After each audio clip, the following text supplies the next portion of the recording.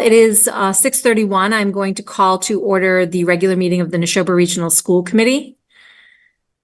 And I actually think we will start with the Pledge of Allegiance. So if everybody could mute, feel free to rise if you would like to and pledge along with us. I pledge allegiance to the flag of the United States of America and to the republic for which it stands, one nation, under God, indivisible, with liberty and justice for all.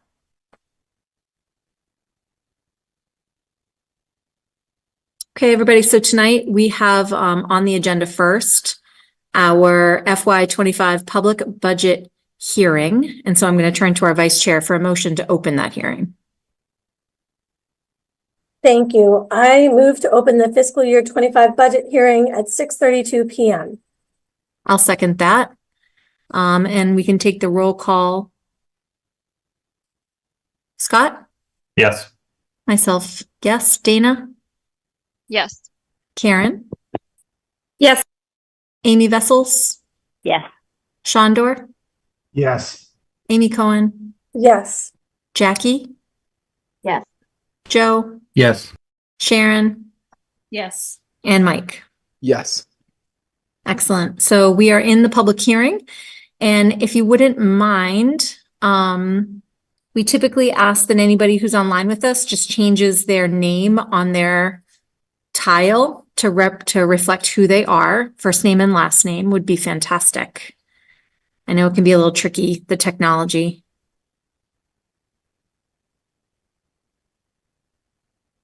So the public hearing, hopefully our friends, our neighbors can do that while we just move ahead. The public hearing is going to be turned over to our Superintendent Downing. I'm going to give it to you to give a brief presentation, and then we can hear public comments. Thank you, Madam Chair, for your recognition. Thank you to the school committee and to the public who has joined us this evening. I am joined by our Business and Operations Director, Mr. Ross Mulcairn, as well as Assistant Superintendent of Teaching and Learning, Ms. Laura Friend. Mr. Mulcairn and I tonight are going to go through a brief budget presentation with you all. If you had an opportunity to see the joint Finance Committee Advisory Committee meeting, the presentation you'll see tonight is taken from that template with current updates. And with that, I'll just turn it over to Mr. Mulcairn to pull up our slide deck, and we will begin.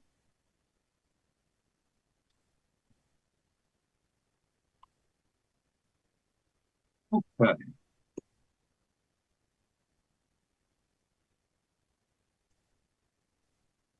All set, Superintendent Downing? I think we're all set. Let's go ahead and begin our first slide. So as this committee is very familiar with, we always begin our budget presentations with our why, which is our mission, vision, core values, and theory of actions. We talk about equality and equity in the budgeting process, and the equality is when we are using standards to build our buildings, like for instance, class size standards, and equity is distributing our resources across the system based upon the needs that are in those environments. And then we're going to go through the budget work itself, looking at the timeline, the work to date, and how it's all reflected in the town assessments. So in Neshoba, we inspire and challenge all learners to realize their unique potential to become active contributors to their community. This is our mission. Next. And within that, we built a vision to pave your path, impact the world, and be your best self. This is true for all members of the organization, not just our students, but our employees, and we look to our communities to join us in that support. So, in our core values, we value academic achievement, personal growth, voice, choice, and agency, lifelong learning, a safe, caring, and inclusive community, collaborative partnerships, innovation, and a sense of belonging for all. And in Neshoba, when we say for all, we mean each and every person. So it is our theory of action that through strong communication systems and protocols, clearly aligned curricula, innovative practices, shared leadership, equitable opportunities and outcomes for all, and effective resource allocation, we will inspire and challenge all learners to realize their unique potential in becoming active contributors to their community. So as I stated in the open, we build the budget and we think about these two factors. What is equality or equal, and what are the things that we base on equity or what the learner needs or what the area of the organization needs. So inequality, in terms of how we build our schools equally, we look at administration ratios, counselor ratios, deans, class sizes, those standards being class sizes of 24-1, except in grades kindergarten through second, 22-1. And then in equity, we have to deploy staffing based on the needs of our students. And so for special programming for students on IEPs, or if there's targeted instruction for our English learners, same for Title I students, and also supporting our multi-tiered systems of support. We may have some variances in our staffing from building to building, depending on the demand within each building. Mr. Mulcairn. Thank you, Superintendent Downing. As the committee is aware, and members of the public who may have watched previous meetings or watched our joint FinCom advisory meeting last week, this is the amount of work that we've done to date. And here we are at March 6th at the public hearing, and the school committee will have an update on the budget at the conclusion of this meeting. There's quite a bit of work that goes into this that begins with our staffing and looking at personnel as well as our non-salary budgets.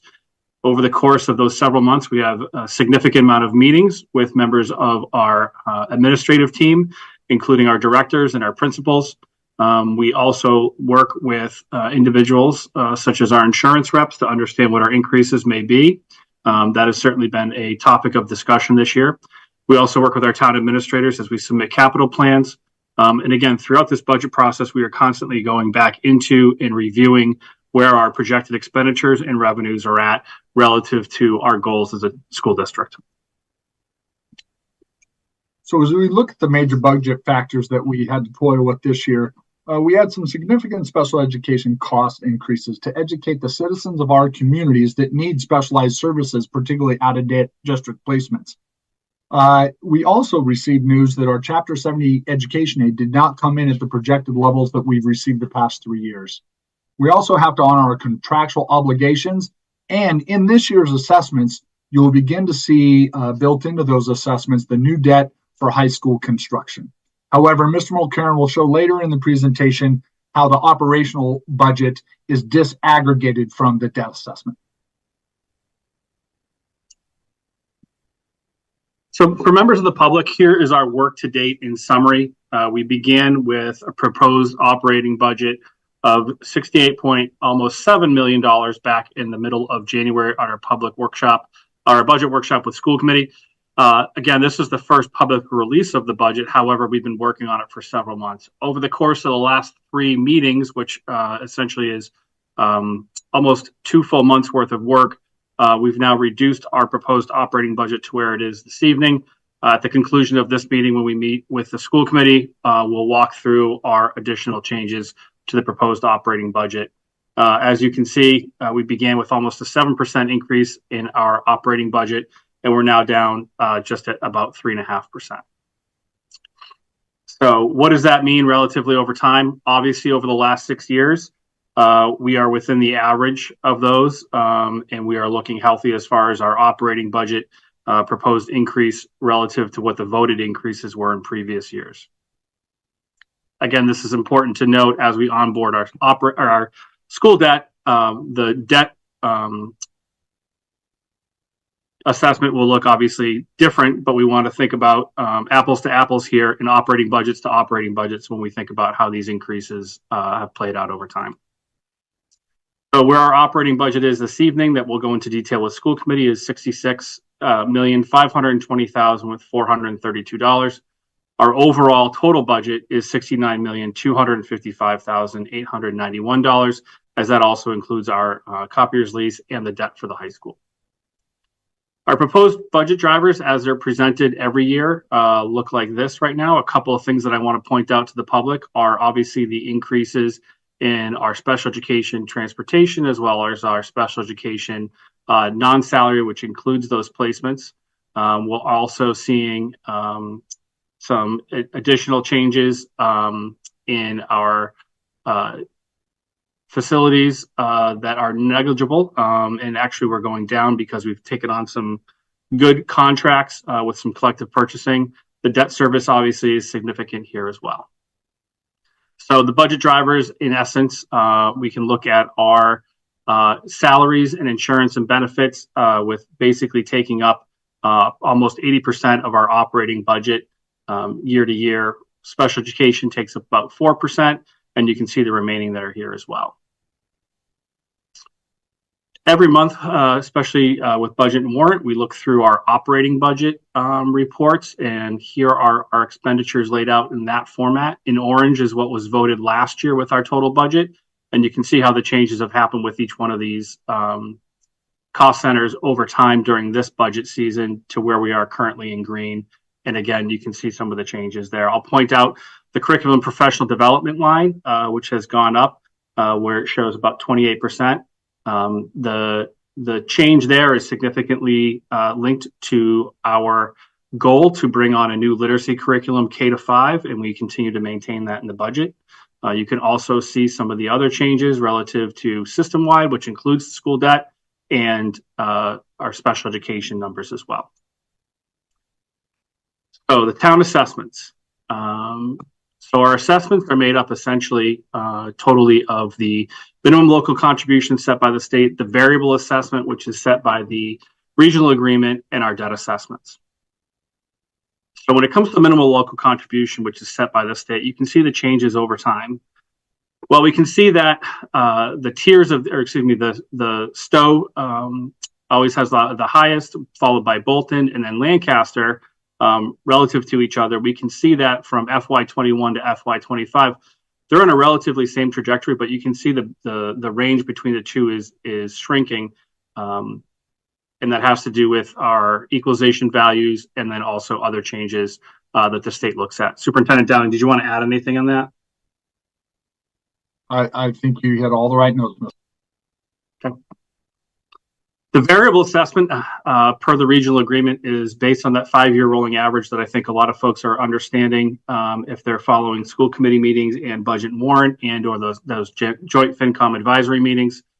So here is our 5-year rolling average of enrollment within the district. And you can see the changes in what that means as far as the percentages of the operating budget that gets assessed for the variable assessment.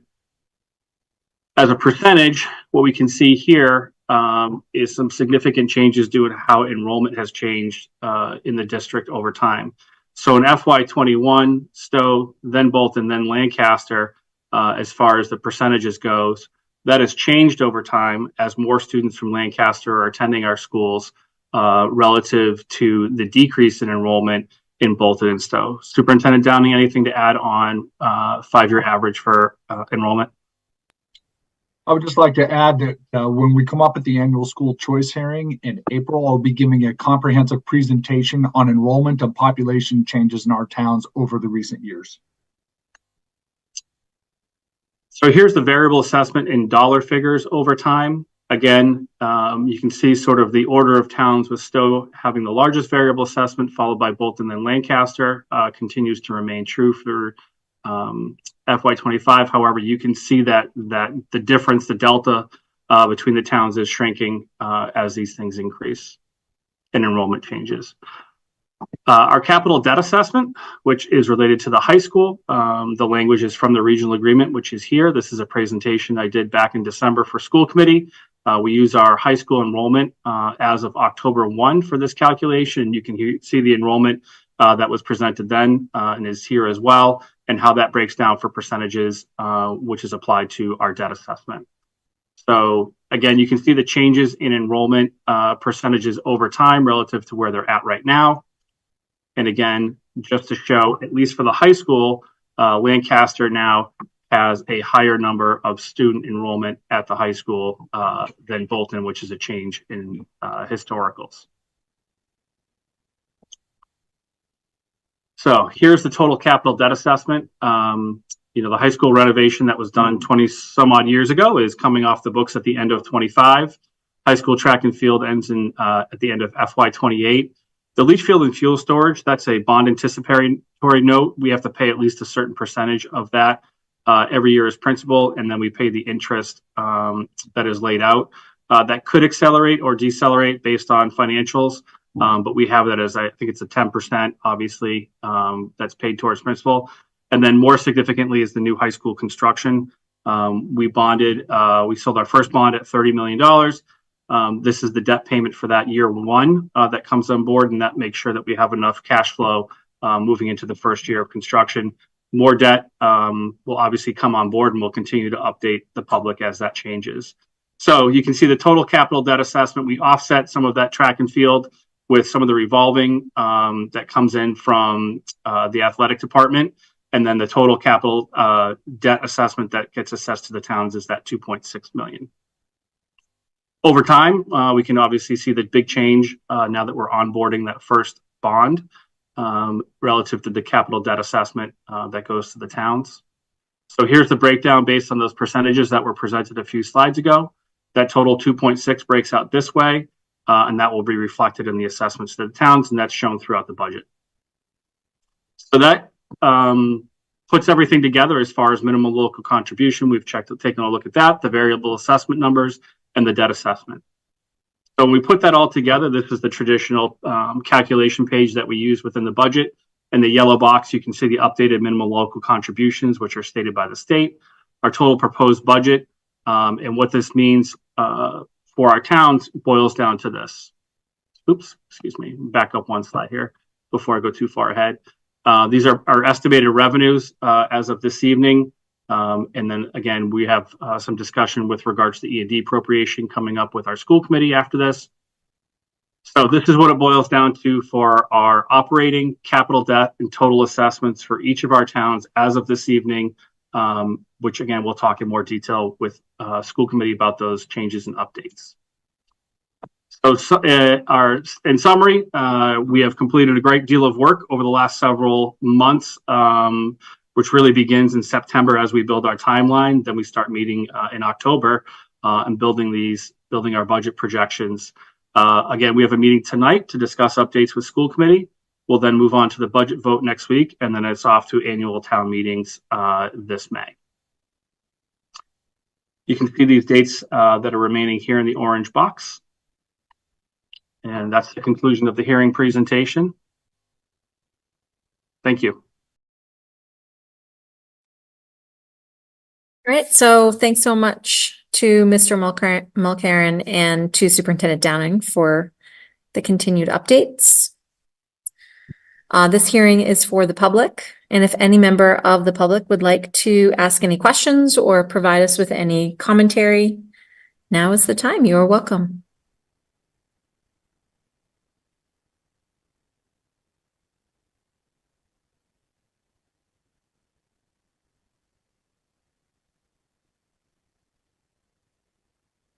Just filling the void here. I do know that not Tri-Town, but the joint FinCom meeting that we had a couple of weeks ago was really informative. We had a lot of people at that meeting as well. All of our town leaders were there, and the presentation was very well received. So that's important. I do see Trish C has her hand up.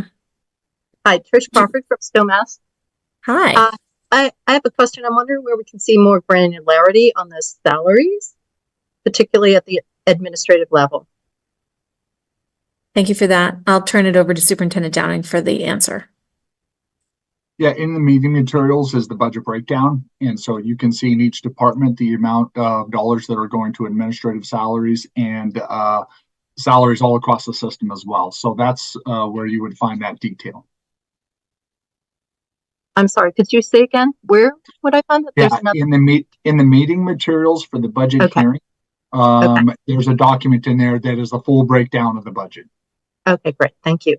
And I would have note that budget, these are all proposed budgets. The final budget won't happen until after the school committee votes on March 13th.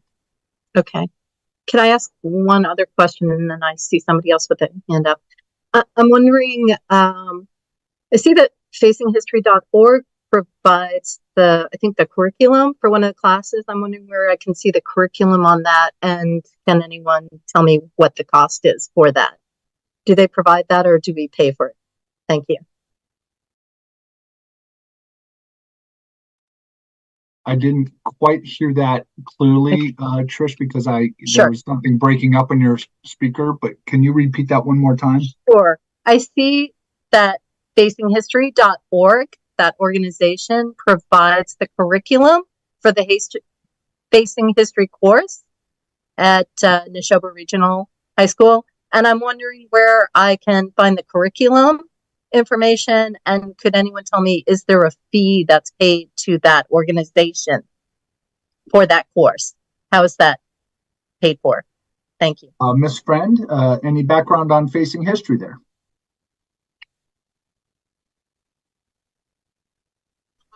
We have curriculum guides that have been developed for high school social studies that would outline the curriculum for families that can be found on the teaching and learning site of our website. I think any further questions about our Facing History course, we could engage in any further questions that you may have with our teachers at the high school and Dr. Boyton at the high school as well. But we have the curriculum guides available for families on our website. Okay. And does the high school pay them, or is that The curriculum has been developed. We do not pay Facing History at this time. Thank you. No. Thank you. Great. Thank you. And I do see another hand up, Lynn Coviello.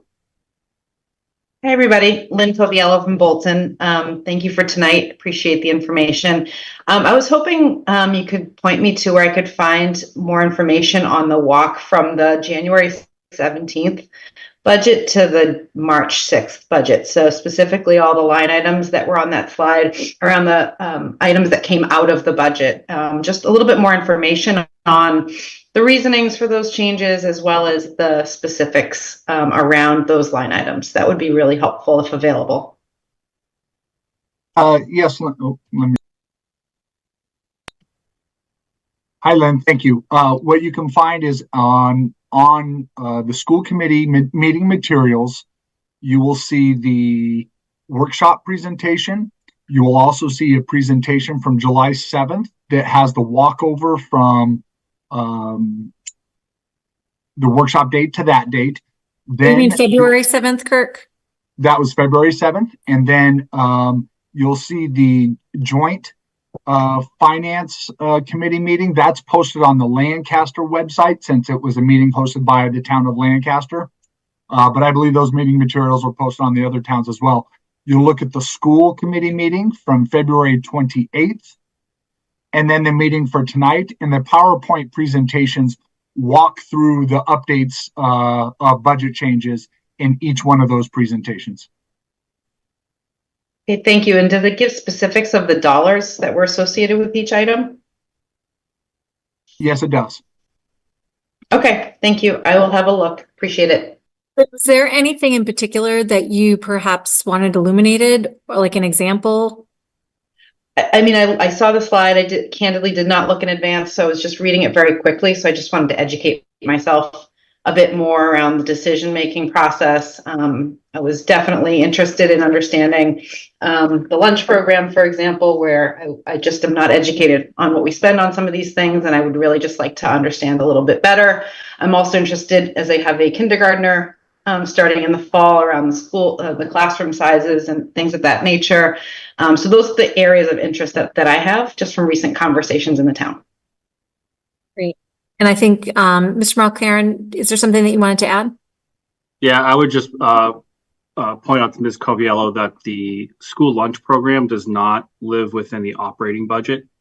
So any changes that we make to the operating budget are not part of the school lunch program. We do provide within the budget, entire budget document. You'll see what the projected expenditures and revenues are. We have built in some offsets this year for our operating budget, but that exists outside of the operating budget. Ross, does that include the Okay. staff? Correct. Our staff salaries are paid out of the school lunch program, not the Thanks. operating budget. Thank you. So more information, I could find more information about the school lunch program where? And the budget for that? The budget, the projected expenditures and revenues for that are within the very back of our operating budget, even though it's not part of the operating budget. We do put it in there so you can see it. Okay, are there any significant changes proposed with regard to the lunch program? As far as expenditures or revenues? Expenditures. No. The only thing that we've done differently for expenditures is we've taken some offsets from school lunch reimbursements and revenues to apply them towards things that are allowable costs, such as the custodial salaries that work during the lunch period. Obviously, it takes up a big part of their day. Some custodial supplies and the utilities. Obviously, it costs money to run our kitchens during the day. So there's offsets in there for those things. It's costs that are allowable under the school lunch program. Okay, that's helpful. Thank you. You're welcome.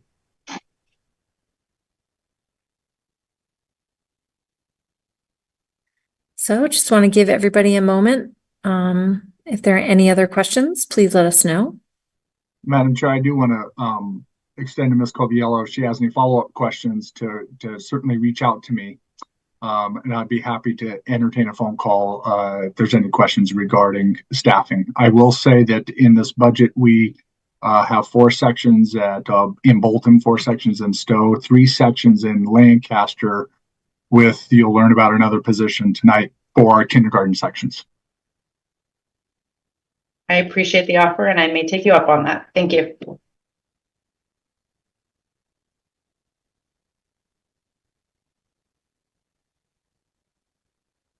All right, so if there are any other questions, let us know.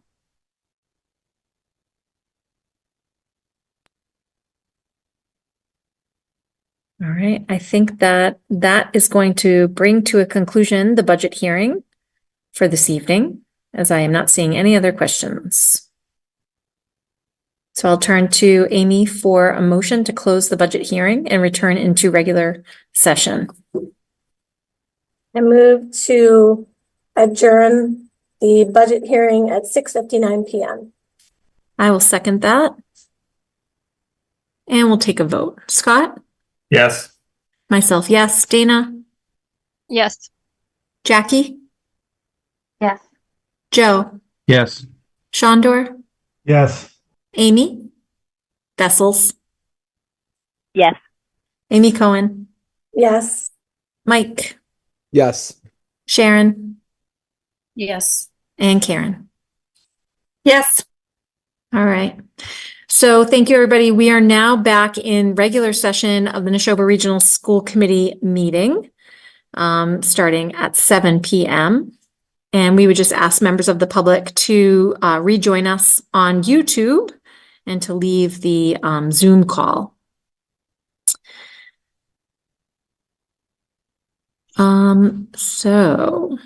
I just called the meeting back to order at 7 p.m. And we have no new business or unfinished business on this agenda, but we do have a brief update from our superintendent on some finance and operations items. So Kirk, I'll turn it over to you. Thank you, Madam Chair, once again for the recognition. So committee, tonight we're going to bring some updates forward to you in terms of the proposed budget. Mr. Mulcairn alluded to this in the presentation earlier.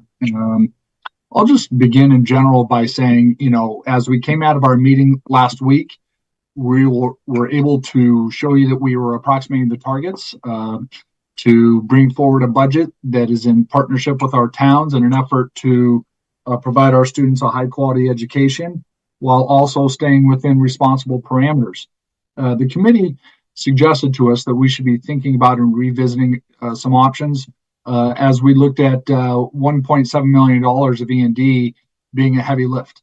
And so tonight's slide deck is, I think, going to illuminate for you how we were able to reduce the yield, reduce the need for E&D funds from 1.7 million to 1.4 million.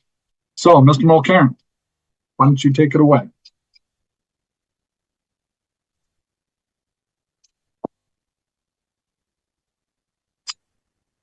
Okay, thank you, Superintendent Downing. Hello again to the school committee. Again, we're providing our update number 3 with regards to the FY25 proposed budget. I'm not going to repeat the timeline information that I just shared at the public hearing. I know that you're all aware and you're aware of the work that we do throughout the budget season. Here's where our operating budget was as at the end of the February 28th meeting, which was just over 67.1 million with our operating budget. That reflected the changes in our reductions, which were almost 600,000, and then our $650,000 in proposed increased offsets, which got us to that $1.2 million mark of that $1.5 million target that we had set at the February 7th meeting that Superintendent Downing just alluded to. So based on that, this is where our account assessments were at as of that date. Again, I won't get into detail here, but you can see them reflected. I think it's always important to review where we were at the end of the last meeting before we begin talking about the work that we've done to date up into including today. Superintendent Downing. So we're going to get into a little bit about some updates from our Insurance Advisory Committee. We're going to review the level of excess and deficiency appropriations, as well as talk about extracurricular stipends and looking deeper into the offsets and fees that we have.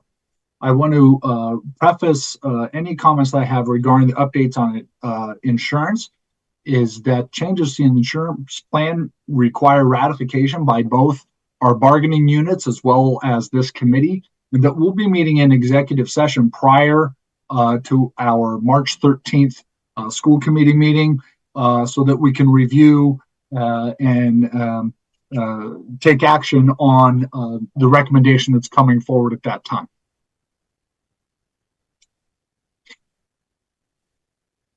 Okay, so Superintendent Downing just spoke about pending ratification on health insurance. You can see the changes since the last meeting here. That brings down our operating budget $340,000. Technology hardware in our work at budget and warrant. We've been preparing to move our revolving reports to quarterly reports. And in doing so, we've revealed that this year we took in a delayed payment towards our E-rate reimbursement that goes back several years, probably back to expenditures during FY21, which we can now spend this year and will need to spend this year based on those rules, which we can prepay for some hardware going into next year. Also in the executive summary, the $30,000 offset for our planned E-rate for next year was not reflected, even though it's on the offset page. So it's actually a total of $200,000 in reduction to the executive summary page, which feeds into the total budget. Teaching and learning textbook adoption. I know that we've set a priority to make sure that we can follow through on our K-5 literacy adoption for next year. So, and again, looking at our revolving accounts, we've been carrying a large balance in our lost books revolving account, which we can apply towards textbooks. So we're going to go ahead and do that, and that will reduce the teaching and learning operating budget by $20,000.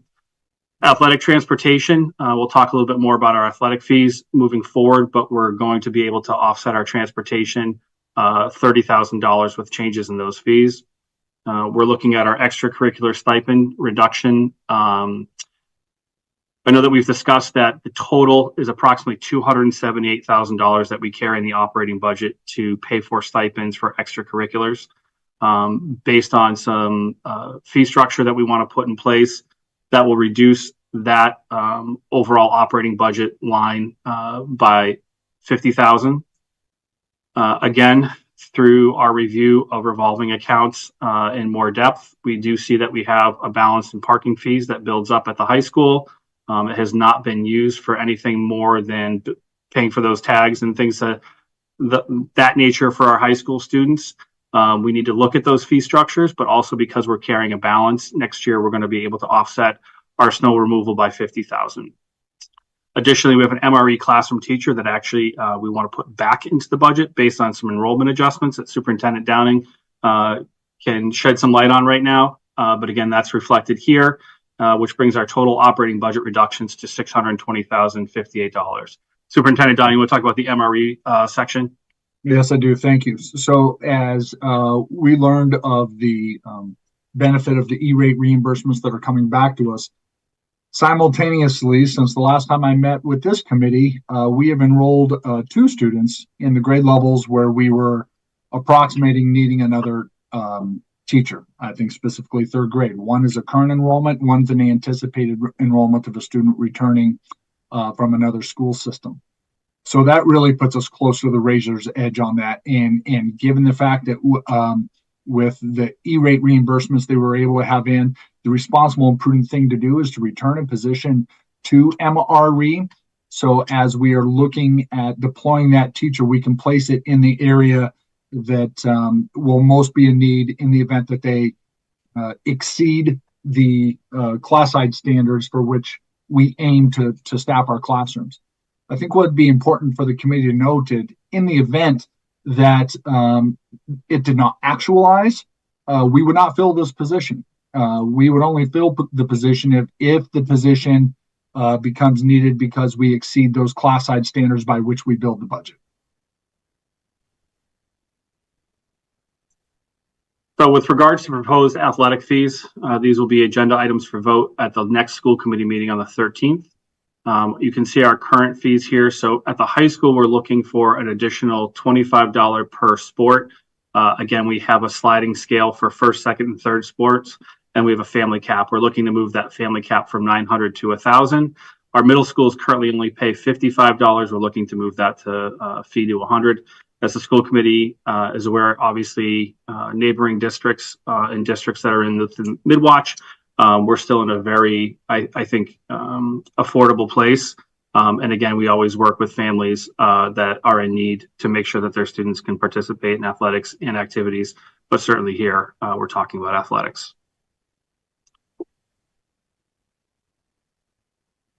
With regards to extracurricular fees, our district currently has no fee associated with participation in extracurriculars. We would like to propose a extracurricular fee of $50. This is not inclusive of every single extracurricular activity that's available K to 12. And Superintendent Downing can shed a little bit more light on that. I will say again that we are only going to be charging fees when the family is able to provide that. If a student or family can show need, we certainly will work with them to make sure that the kids can still participate and a fee is not obstructing any sort of participation. Superintendent Downing. So we will not be charging any fees for service-oriented clubs or for affinity group clubs. They will continue to operate as free, and we will pay the advisor stipend via the budget. It's for all the other activities for which we have costs and need to cover those costs and to also offset the stipends for those advisors. So we're going to be working closely with our administrative council, specifically our principals, to thoroughly go through all the activities and make sure we're running activities that are useful to students, that are well attended, and provide that extra enjoyment out of school that our students are looking for.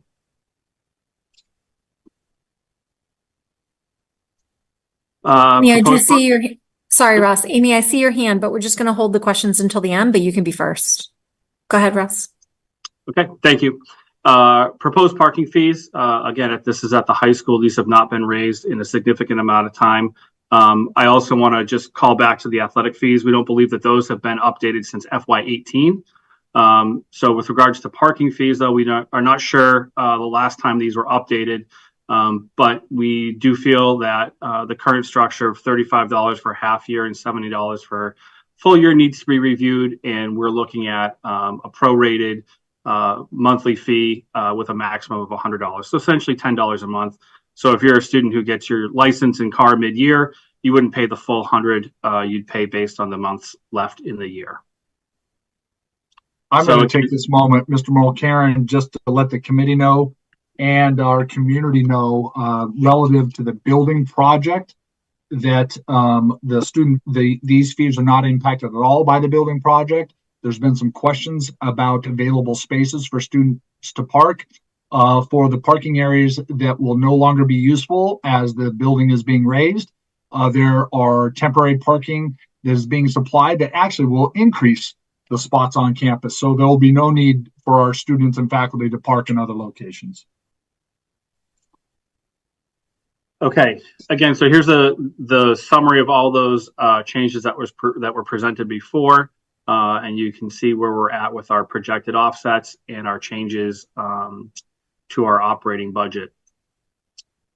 So since that 2/7 meeting, again, on February 28th at our last meeting, we got to 1.2 million of that 1.5 goal reduction in our operating budget. That included an appropriation of 1.7 million out of our E&D fund. As of today, we're able to meet that $1.5 million mark and reduce our E&D appropriation because we've gone to that approximately $600,000 in reductions in the operating budget. So in essence, we've met two goals here. We have gone to a $1.5 million reduction that was set in February 7th. And we've also reviewed and heard the concerns that were voiced at the last school committee meeting about the utilization of our E&D fund towards an appropriation for the budget. As I know that I have also shared concern about being able to do that year over year, as there's no guarantee on what your E&D will be in the following year based on your expenditures and certain revenues this year. So again, you can see how we've changed our E&D appropriation over the course of this budget season. Our initial projection was 1.2, and we got that update on our Chapter 70, or we got our initial Chapter 70 numbers. We had to raise that number, and again, we've been able to back it back down to 1.4 this year. Not all the way back to 1.2, but we feel good about where we're at with a 1.4 appropriation. So here's our budget as of this evening with a $66.5 million operating budget, which represents that 3.52% change over last year with regards to operating. And you can see the total budget, which includes the debt. So breaking down these numbers, operating assessment for Bolton goes up 4.16%. The operating budget for Lancaster goes up 5.39%. And the operating budget for Stowe goes up 2.68%. Adding in the debt, the Bolton total assessment goes up 7.65%, Lancaster goes up 9.92%, and Stowe goes up 6.67%. And again, our next steps are the budget vote next week and then annual town meetings. And again, here's a review of the timeline, all the work completed to date, including this evening. So thank you. Excellent. Thanks so much, Ross. And so the committee now has an opportunity to ask questions about these handful of changes. They will be inclusive in the budget vote that we take on the 13th. So let's go over to Amy first. Thank you, Leah. I guess I raised my hand during the part of the presentation regarding extracurricular fees. And I just wanted to get some additional clarification on the language you used. You mentioned service-oriented clubs and affinity clubs would not be assessed this fee. And I guess if you could just help me understand what those mean more. I admit I'm not totally familiar with what an affinity club. I just Googled it to figure it out. But my concern is that I don't want to add a fee structure for students that will prevent students from being able to join clubs that help them build community and find a sense of belonging at Neshoba. It sounds like that's what you've got in mind, but I just want to clarify. That's correct, Ms. Collins. So I'll give you an example. I had an opportunity to go visit with the African Heritage Club at the high school. That would be an example of an affinity group. That would not have a service fee. Others are connected to things like yearbook, National Honor Society, those types of connections. Where there would be fees or things that say other activities like the robotics club, the art club, those types of things would have that. So we're going to work with the principals on those and with our educators to make those determinations. Okay. Are we, when you talk about assessing an extracurricular fee, is that across the district at every level, or is that just at the high school? K to 12. K to 12. Okay. Now, of course, our activities are much more robust and much more numerous at the high school than the other levels as well. But yeah, but there would be a way for students who are on free and reduced lunches, for example, to get that fee waived. no student will be denied access to an activity based upon ability to pay. Okay, thank you. I had some other questions too, but I see other hands raised, so I want to make sure I'm not monopolizing here. All right, I'll come back to you, Amy. Go ahead, Joe. Thank you, Madam Chairman. I want to preface my remarks to both Superintendent Downing and Mr. Mulcairn by saying that my question is in no way a critique or a second guessing of anything that you've presented this evening. I think you've done both a masterful job in presenting both the budget and the suggested fee schedules. But when I see that you're looking at parking fees and extracurricular fees, and these are small monetary amount fees, excuse me, it strikes me that the goal here is to look at all revenue sources. So my question then would be, and again, this is not a critique and it's not a second guess, it's just for my own edification. If we're looking to offset increasing costs of the operation of our school district through these types of fees, those fees are generally directed at our students and their families. In this regard, has there been any consideration to looking at the facilities use schedule, fee schedule for outside users, increasing those costs, or at least harmonizing or creating a universal fee schedule in regards to the facilities use? And if not, why not? Thank you, Attorney Gleason. I appreciate that. Yeah, that actually is on the agenda for Mr. Mulcairn and I to look at here in the future. We're not doing it at this time in this budget season, as we recently did those facility rates, but we understand that's a point of discussion, and we'll be coming back to the committee in the future regarding that topic. Thanks. Over to Dana.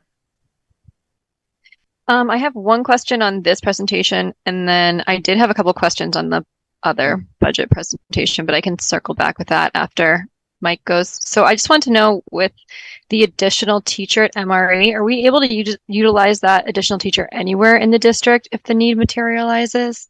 I know you kind of said if we didn't need it, we weren't going to use it, but if... Absolutely, Ms. Ellis. So I'll bring the committee back to last year. We had 3 teachers budgeted for Mary Rowlandson in kindergarten and 4 teachers at Florence Sawyer School. As it turned out, there was a run-on enrollment at MRE, and enrollment didn't materialize at Florence Sawyer. So we shifted that position from Florence Sawyer to MRE. So this position, we would be able to utilize anywhere in the district if we exceeded the standards by which we build the classes. Great. I'm really excited about that. I love having that in our back pocket. I think that's really useful for everybody, honestly. Yeah, I agree. Thank you, Ms. Ellis. Back to you, Dana. Let's go over to Mike. Thank you. So if I am understanding this correctly, and I think I am, but I would appreciate just sort of a thumbs up. At the February 28th meeting, we were at about $1.2 million of a $1.5 million goal. With the additional budget reductions this evening, primarily including health insurance, we were able to reduce the budget by $600,000. And because we would have overshot our goal, we were able to reduce the offset from E&D by that extra $300,000. Am I getting that correct? That's correct, Mr. Haresh. Okay. So I guess my question is that, for a while we had been looking at what the changes in healthcare insurance would be, and things were relatively quiet, and it felt like we were sort of collectively holding our breath, sort of like we hold our breath for Chapter 70. And it seems like we were very fortunate that there was such a drastic reduction, relatively speaking. And I'm wondering if it was just as easy or just as possible for these numbers to go on the positive side. In other words, No. what lessons are there to learn that we were fortunate? We just got, I mean, it feels to me like we just got really fortunate with our health insurance costs. And so what would we do on the flip scenario if, we ended up in the positive 300,000? I mean, I know that it's a moot point, but if those numbers are so sort of delicate and volatile, how do we manage that in the future? Mr. Harass, it'd be tough for me to frankly speculate. And so that's a difficult conversation to answer in there. For me to elucidate on how the health insurance came to light would be premature, since we have not had a discussion in executive session regarding ratification. So at that time, I'll be happy to bring some detail on that, how that came to fashion, because it was there's detail, and it's through the hard work of both the school district side of the insurance committee as well as our bargaining units. Okay, fair enough. I can bring it up then. So, but Mr. Haresh, I invite you to ask your question again once we've had an opportunity to discuss an executive session and give our bargaining units an opportunity to have their discussions for ratification. Sure. Thank you. Sorry, over to Sharon.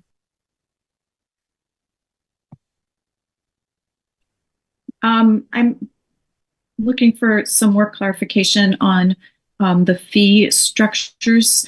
And I want to preface it by saying thank you for the thought that you put into finding ways to bring the budget numbers back into what was asked for, or reduce them to what was asked for. I'm looking for some clarity as to how the amounts were selected. So, for example, for all the high school sports, the fees are increasing $25 per season. In the middle school, the fee is increasing $45 per season for those student athletes. For other students in all of the other programs where there have been no fees, the fee is going from nothing to $50. So I'm wondering if you can tell me a little bit about the thought process behind why those numbers in particular, and why it is specifically that middle school sports are taking a much larger percentage-wise increase in their fees, while high school sports, which are expensive to run, probably the most expensive programs to run, I would guess, are proportionately, it's a much smaller increase in fees. The first thing I'll start off about middle school sports is there's one cost factor with middle school sports that hasn't been accounted for in terms of fees. That's transportation. Transportation is quite costly. So going from $55 to $100, I think, is quite responsible. And having an athletic fee of $100 is still half the cost of what rec sports within towns even cost. So it's still, if you will, sort of the most affordable game in town, if you will. In regard to the activities fees, we looked at the number of seats in activities, and we're approximately around 1,800. And we're guessing around, we did some ballparking, around 1,000 of those seats would be in activities that aren't to service oriented activities or affinity groups. And so you can see at $50, that's where the $50,000 threshold will come from there. So we think those are both responsible fees. We think it's a fee that doesn't require too much skin in the game, but enough to help augment and assist in the expenses required to run those programs. Can I ask a clarifying question? So I think what you said is that transportation for high school sports is already built into the cost and the budget. That is not built into the cost and the budget for middle school? Transportation is built into the budget, but at the middle school, we've never collected any fees offset the middle school portion of that transportation. It's been entirely offset by the high school. Well, I shouldn't say that. The proportion of $55. So we think that proportional increase is a fair increase for those activities. And there's other costs involved with athletics as well that involve officials, that involve the sponsors of those programs and such. Okay, thank you. Back over to Amy.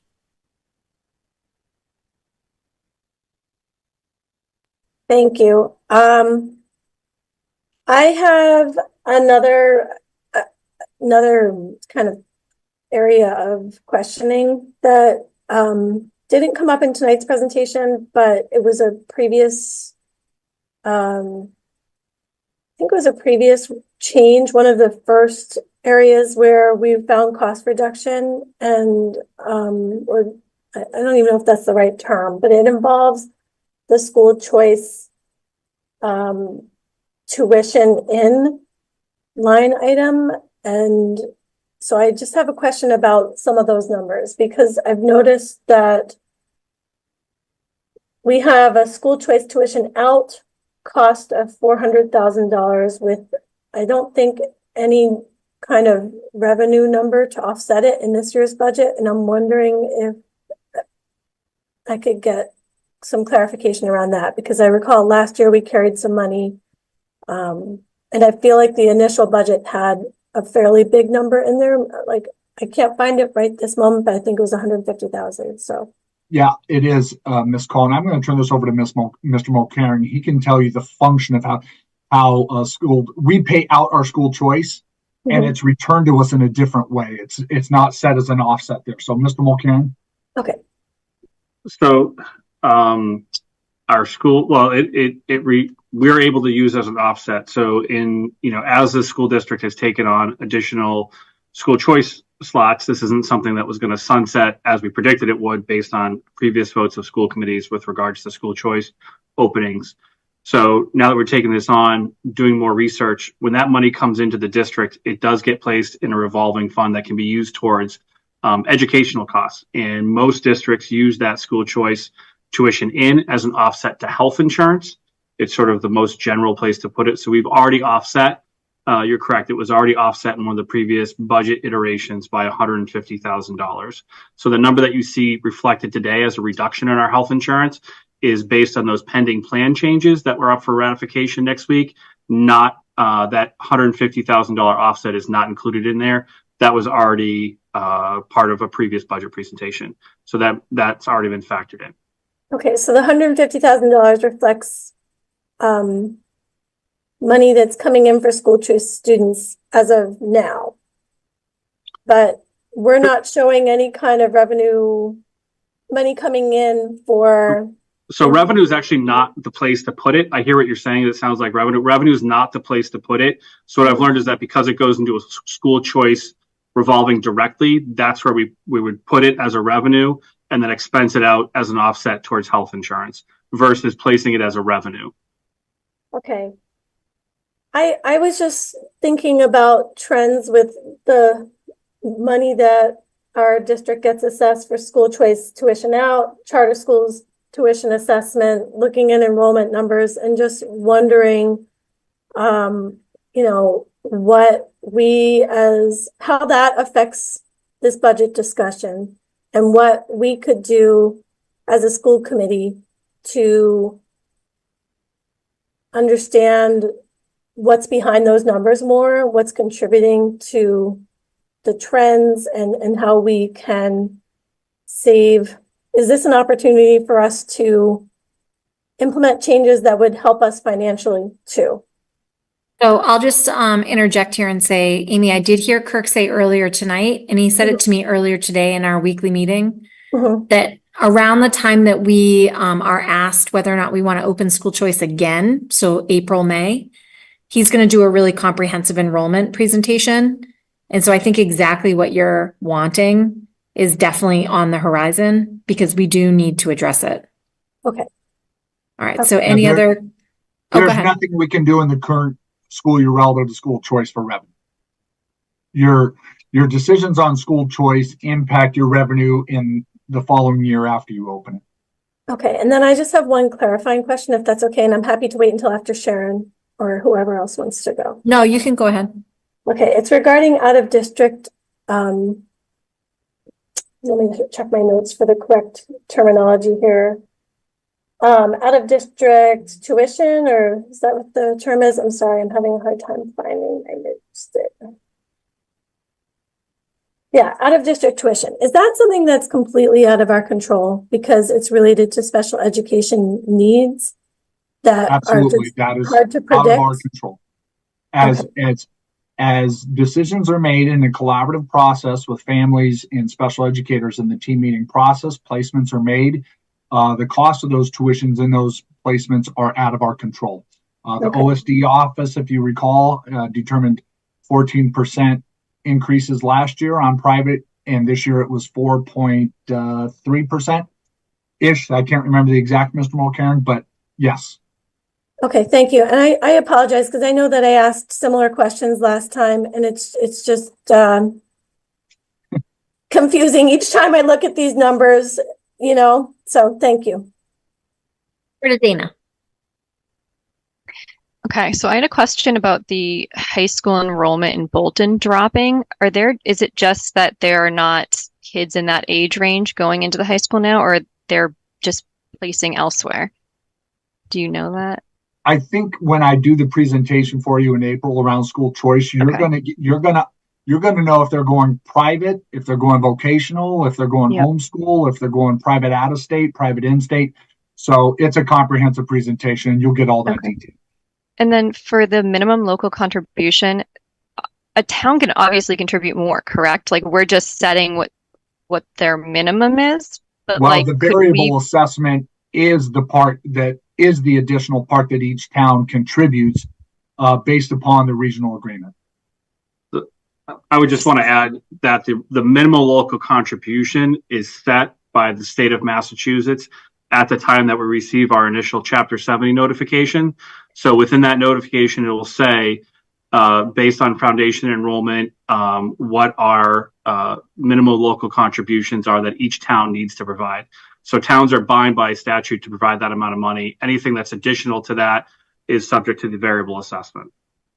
So are there times where towns have provided more than what they're required to? Like, can people petition their towns to supply more funding towards education? Probably, right? Or is that not normally how it works? So I will jump in and say that the budget that gets presented and that we approve on, before March 15th is then set in stone. So any advocacy that townspeople wanted to do, that time has kind of passed for this budget season. Okay. But in, the months leading up to this, they could go to the towns and say, Bolton, I know that 4% increase from last year's budget is your comfort level, but we as the townspeople of Bolton or Stowe or Lancaster, we want you to bring it up to 6%, which would then give the school district X amount more. But there's a collaborative process where Kirk works with the TAs to see how much more can we have this year.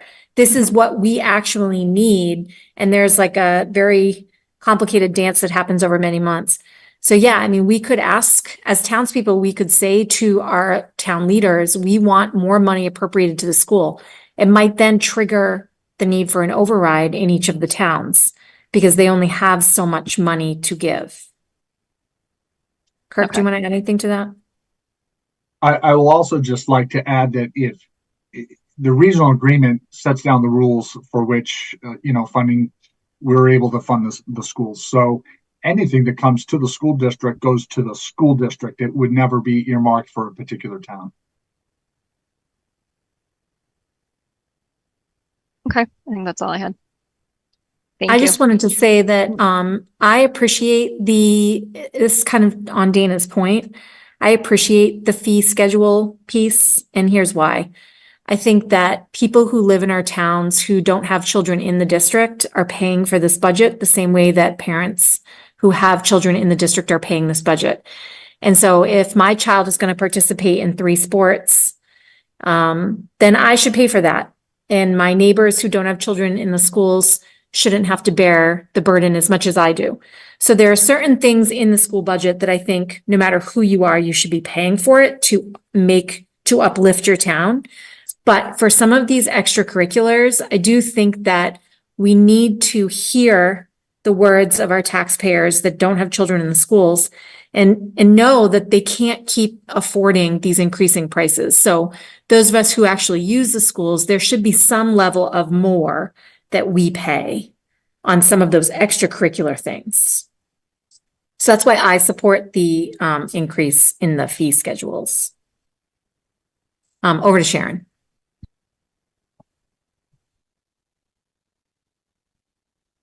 So I have just one more thought or concern, I guess, about the fee schedules that I want to put out there. And I will preface it by saying that I agree with what Leah says about the fees then are the parents pay the more rather than asking taxpayers to pay the more. And I think that's fair. I think that's appropriate. And I also want to say that I recognize that what we are looking at right now is kind of the first draft of how those fee structures might work and how determinations would be made around, is it a service club? Is it an affinity club? I think that's pretty clear cut.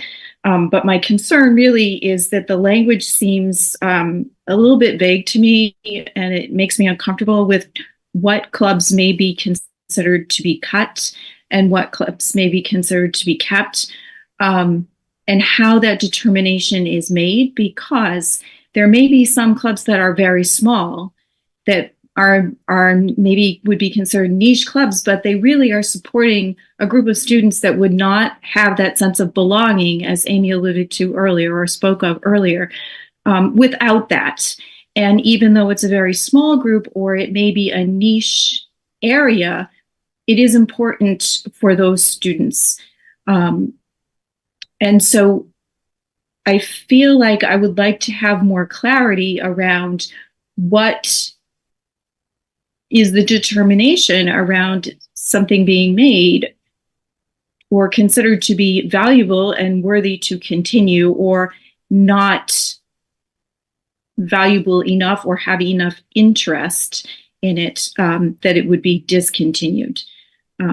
So that is a concern that I have. I do believe that, everybody's in it to work for the best interests of our kids.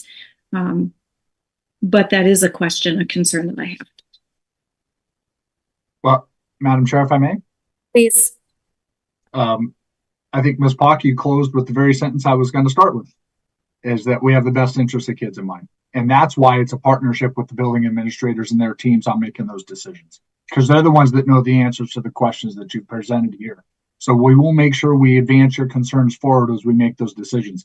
Sometimes clubs are shut down and closed simply because they do not have an advisor, and we cannot run clubs without an advisor. So there is a supply and demand aspect to it that is a reality with our clubs. But I know our guidance teams and our administrators and our teachers will work with students to make sure they have places that bring them a sense of belonging in the school. Over to Karen. I have questions around the public hearing materials. Do you want me to hold off? No, go right ahead. Okay, I know we were kind of shifting back and forth. So I just want to make sure I understand the special.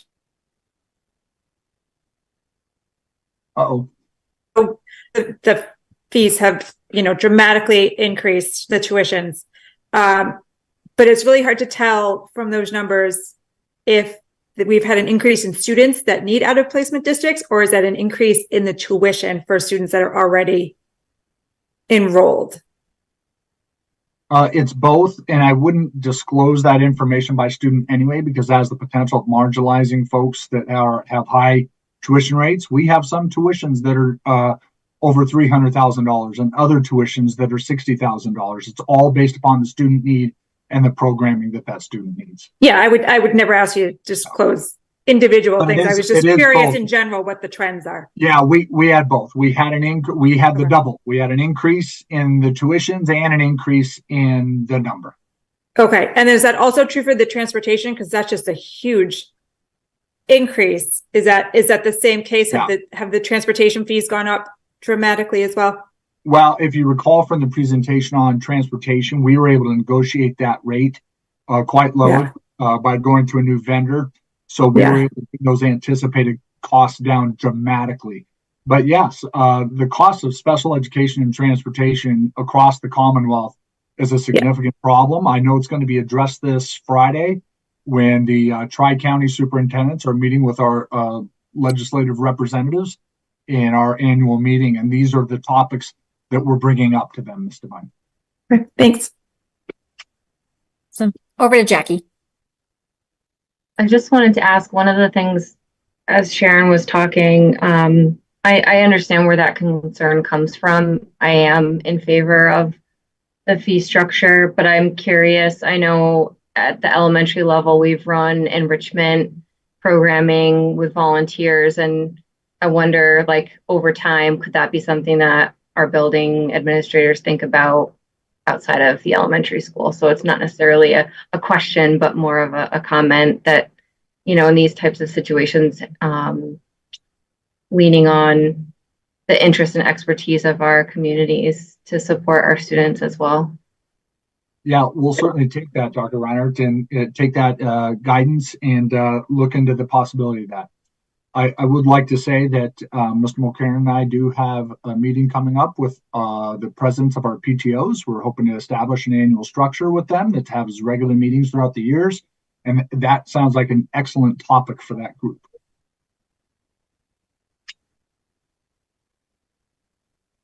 All right, everybody, I'm not seeing any more golden hands. I think that we have a lot here that's been presented, and we thank you, Kirk and Ross and Laura and your entire team. I know that you're just the wonderful faces we see. There's a lot of people who are helping you. So we appreciate all your hard work, and we thank our residents for being with us here tonight. Of course, they can continue to keep in touch with us by email. The final budget vote will take place next week. And remember, school committee members will be in person, and we'll have an executive session at 6 p.m. All right. I'm going to move to adjourn. Second. All right, let's take the vote. Scott? Yes. Myself, yes. Dana? Yes. Amy Vessels? Yes. Shondor? Yes. Karen? Yep. Sharon? Yes. Jackie? Yes. Joe? Yes. Mike? Yes. And Amy Cohen? Yes. All right, everybody, thanks so much.